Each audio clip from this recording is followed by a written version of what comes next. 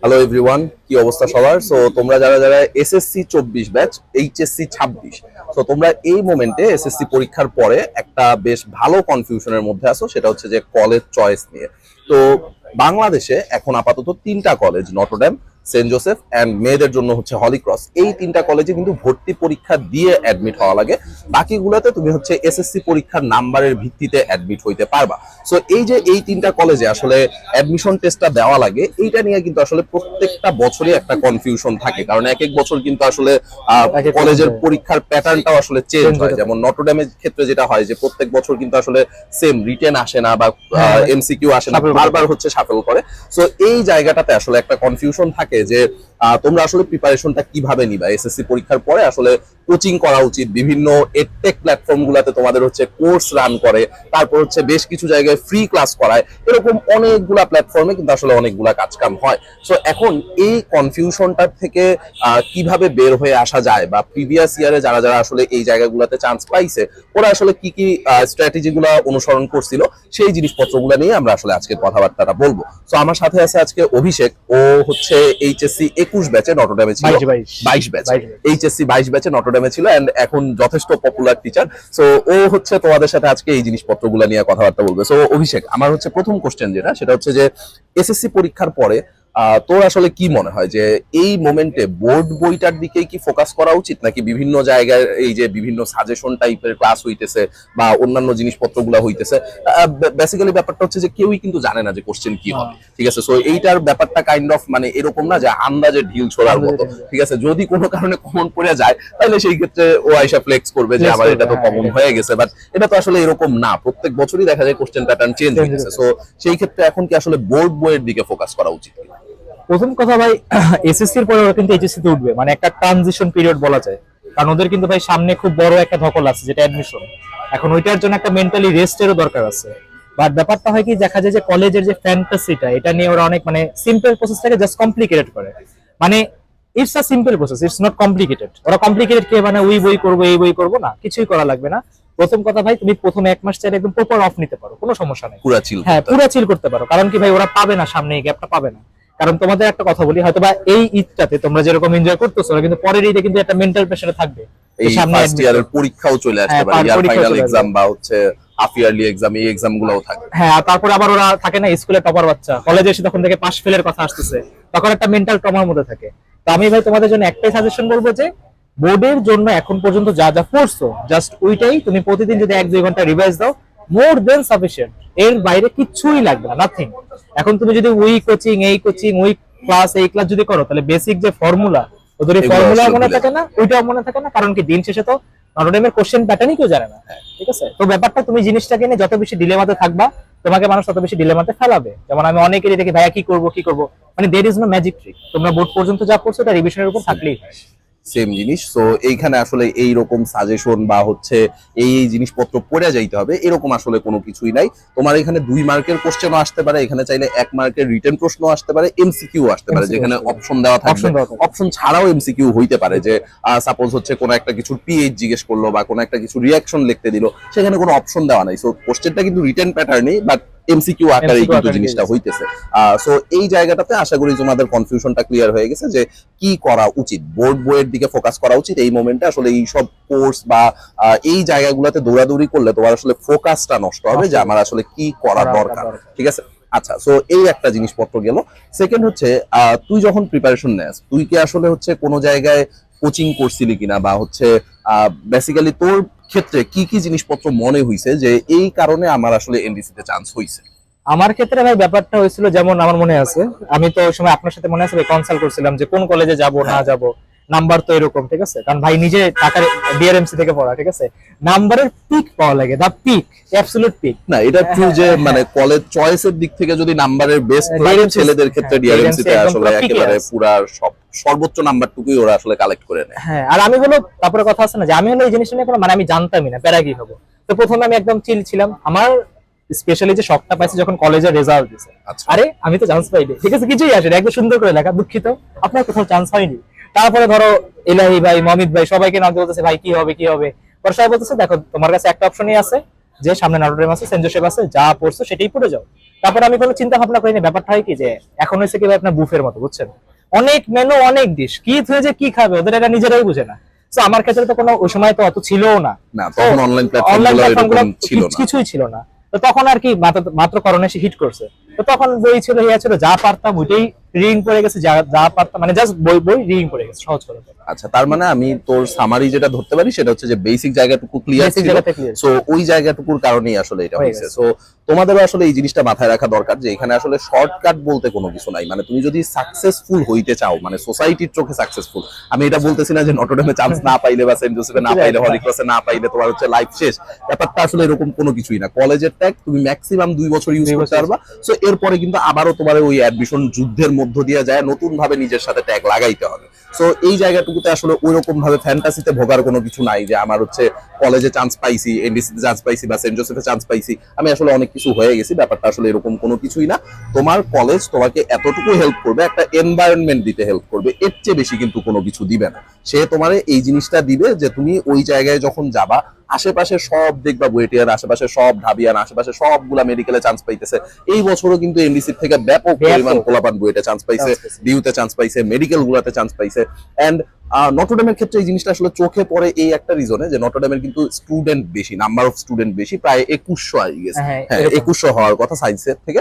So আমাদের দেখা যায় ডিআরএমসি তে যেটা হয় যে ডিআরএমসি তে কিন্তু science, commerce, arts, morning day সব মিলায় হয়তো আমরা 800 পোলাপান পরীক্ষা দেই, মানে এইচএসসি পরীক্ষা দেয় টোটাল 800 পোলাপান। সো ওই জায়গায় কিন্তু আসলে মানে নাম্বারটা ওরকম ভাবে সিগনিফিকেন্টলি চোখে পড়ে না। বাট আমি যদি রেশিও করি সো সেই ক্ষেত্রে কিন্তু দেখা যায় যে এনডিসি থেকে যেই হারে চান্স পায়, মানে 3 জনে যদি একজন চান্স পায়, ডিআরএমসি তেও দেখা যাবে ওরকম 3 জনে একজন, বা অন্যান্য অনেকগুলা বেশ ভালো সামনের দিকের কলেজে আছে, ঢাকা কলেজের কথা বলতে পারি, তারপর হচ্ছে মেয়েদের ক্ষেত্রে বিকারুন্নেসা বলা যায়। সো এইগুলাতে কিন্তু দেখা যায় যে নাম্বার অফ স্টুডেন্টস কম থাকার কারণে ওই নাম্বারটা আসলে সিগনিফিকেন্টলি চোখে পড়ে না। সো এই একটা হচ্ছে ঝামেলার মধ্যে তোমরা এই মোমেন্টে পড়তেছো।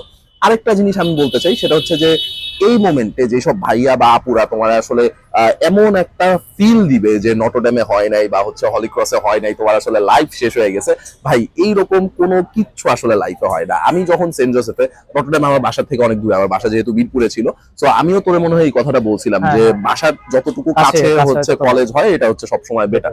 সো আমি সেন্ট জোসেফে গেছিলাম ভর্তির লাইনে দাঁড়ানোর জন্য, ভর্তির লাইনে আমি দাঁড়ায়ও ছিলাম। ওই মোমেন্টে আমি আম্মুর মুখের দিকে তাকে আমি হচ্ছে ডিআরএমসি তে আইসা ভর্তি হই। সো এই একটা জিনিস যে তোমার কলেজ এইটা কোনোভাবেই ফ্যাক্ট করে না।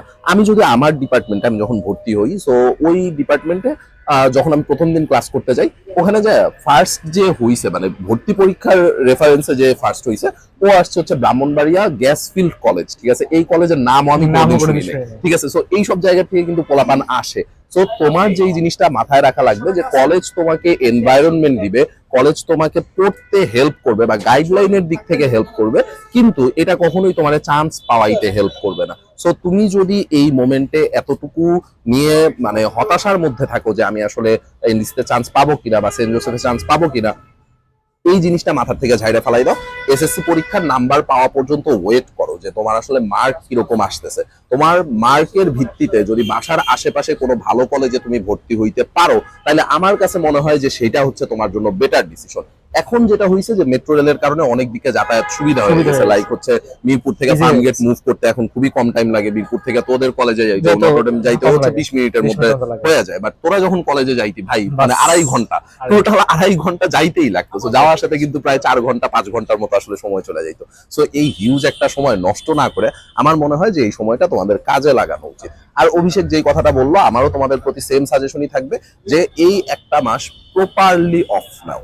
একটা জিনিস খেয়াল করে দেখবা যে আশেপাশে যখন ঝড় হয়, ঝড় হওয়ার আগে কিন্তু পুরা পরিবেশ নিস্তব্ধ থাকে, মানে পুরা একেবারে ঠান্ডা, দেখা বোঝা যাইতেছে যে এখানে একটা কিছু হইতেছে বা একটা কিছু হইতে যাইতেছে। সো ওই ফিলটা নিজের মধ্যে নিয়ে আসো যে আমি এসএসসি পরীক্ষা হয়তো কোনো কারণে খারাপ দিছি, এরকম হইতেই পারে, যারা যারা ভিডিওটা দেখতেছো এরকম থাকতেই পারো যে এসএসসি পরীক্ষা কোনো কারণে খারাপ হইছে। আমার তো নিজেরই ছিল ভাই 1146, আমার নিজেরই নাম্বার ছিল 1146। হ্যাঁ, সো এই নাম্বারটা কিন্তু আসলে তোদের বছরের তুলনায় অনেক কম, কারণ আমি যখন পরীক্ষা দিয়ে এসএসসি আমার নাম্বার ছিল হচ্ছে 1215। সো 1215 2017 সালের কথা, 2018 সাল থেকে ভাই 1215 কোনো মার্কেট পড়ে না, কারণ ওই মোমেন্টে 1230 35 40 করে উঠতেছে। বাট আমাদের সময় 1215 মণিপুর থেকে আমার জানা মতে হাইয়েস্ট, আমি শিওর না, এটার কম বেশি হইতে পারে, বাট আমি 1215 পাইছিলাম। সো আমার জানা মতে যে এইটাই হাইয়েস্ট হওয়ার কথা। তো এই মোমেন্টে মানে এই বছরটাতে 23-এ বা 24-এ কি হইতেছে এটা তোমাদের আসলে রেজাল্ট দেওয়ার পরে বোঝা যাবে যে মার্ক কিরকম উঠতেছে। সো সেইটার বেসিসে আগে ওয়েট করো, রেজাল্ট কি আসে সেটা আগে দেখো, দেখার পরে তারপর তুমি প্রিপারেশন নাও যে তুমি আসলে কি করতে যাইতেছো। এন্ড এই একটা মাস প্রপারলি অফ নাও। এই যে এখন ঈদের টাইমটা চলতেছে, এই ঈদের টাইমে তোমার উচিত একেবারে বন্ধু বান্ধবের সাথে পুরা চিল করা, যা কিছু করতে মনে চায়, বিশেষ করে এক্সট্রা কারিকুলার অ্যাক্টিভিটিস, ফ্রিল্যান্সিং, যা করতে মনে চায় তুমি নিজের স্কিল ডেভেলপমেন্টের দিকে, নিজের দিকে টাইম দেওয়ার ক্ষেত্রে হচ্ছে সময় দাও। যেমন আমি যেই কাজটা করছিলাম, আমি কিন্তু এসএসসি পরীক্ষার রেজাল্টের পরপরই আসলে জিমে যাওয়া শুরু করছিলাম। সো এই কাজটাও কিন্তু তুমি করতে পারো সেলফ ডেভেলপমেন্টের জন্য। সেলফ ডেভেলপমেন্ট বিশেষ করে এই যে অভিষেক রেগুলার জিমে যাইতেছে, এখনো মনে হয় তুই কন্টিনিউ করতেছিস। তো এই যে জিমে যাওয়ার ক্ষেত্রে আসলে যেটা হয় যে তোমার মাইন্ড একটা জায়গায় ফোকাস থাকবে, তুমি আশেপাশে অনেক কাজ করবা, অনেক দিকে ব্যস্ত থাকবা, ব্যস্ত থাকার পরেও তোমার কিন্তু মাথার মধ্যে একটা টেনশন থাকবে বা মাথার মধ্যে একটা চিন্তা থাকবে যে আমি রাত্রেবেলা জিমে যাব বা আমি এই টাইমটাতে জিমে যাব। সো এই যে একটা রুটিন লাইফ তুমি মেইনটেইন করা শুরু করতেছো, এইটা কিন্তু তোমাকে কলেজে হেল্প করবে পুরো একটা রুটিন ব্যালেন্সড লাইফ লিড করার জন্য। এই জায়গাটা কিন্তু ইম্পর্টেন্ট, কারণ কলেজে যায় তোমার আসলে দেখা যাবে যে হিমশিম খাইতেছো। কলেজের এতক্ষণের ক্লাস, বিভিন্ন ভাইয়াদের কাছে ক্লাস, তারপর হচ্ছে বিভিন্ন কলেজের টিচারদের কাছে ক্লাস, অনলাইনে ক্লাস, অফলাইনে ক্লাস, তুমি কিন্তু আসলে এই জিনিসটা রুটিনটা ব্যালেন্স করতে পারবা না। এই ব্যালেন্স করার জন্য তোমার আসলে এই মোমেন্টে তুমি যদি জিম হিট করো ডেইলি, সো সেটা কিন্তু তোমাকে হেল্প করবে এই রুটিনটা মেইনটেইন করার জন্য। সো অভিষেক, তোর কি আর কোনো কিছু বলার আছে কিনা এক্সট্রা? আমি লাস্টে ভাই এটাই বলবো, দেখো ব্যাপারটা হলো যে তোমরা কলেজে যাবা, যখন যাবা তখন বুঝতে পারবা দুইটা টাইপের স্টুডেন্ট থাকে। একটাকে বলে ডামি স্টুডেন্ট, একটাকে বলে রেগুলার স্টুডেন্ট। রেগুলার হলো যারা একদম কলেজে যায়, রুটিন লাইফ লিড করে, প্যারাও আছে। ডামি হলো ধরো গভর্নমেন্ট, ধরো সরকারি গভর্নমেন্টের কথা বলি, কলেজ যাওয়ার কিন্তু ভাই কোনো প্যারা নেই, বাসা চিল করো, যাও না, কারো যাই আসে না, তুমি গেলা আর মোল্লা, খালি পরীক্ষার সময় তুমি তোমার চেহারা দেখালেই হবে। তো ব্যাপারটা হলো দিন শেষে যত টাইম যাবে, এখন তুমি যদি আমার রেফারেন্স নাও তাহলে আমি বলবো ভাই ডামি বেটার, মানে বাসায় বসে পড়া ইজ পারফেক্ট। আমি কিন্তু নটরডেমের হয়ে তবে এই কথাটা বলতেছি, তাই না? তোমরা কি মনে করো যে মোস্ট ভালো এনভায়রনমেন্ট কই পাইতে পারো? Notre Dame college. সেই নটরডেম কলেজেও যেহেতু অনলাইন ছিল তাই আমি আর কি ডামি হওয়ার চান্স পেয়েছি, অনলাইনে ক্লাস করতাম না, নিজের মতো করতেছি।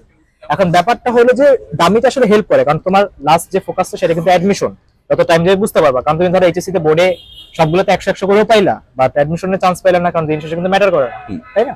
তো দা ফ্যাক্ট হলো যে তোমরা ধীরে ধীরে বুঝবে যে ডামিটাই বেটার। সো আমি এটাই বলবো যে ঠিক আছে, তোমার একটা গোল, তোমার একটা ড্রিম, আমি নটরডেমে যাব, কোনো খারাপ কিছু না।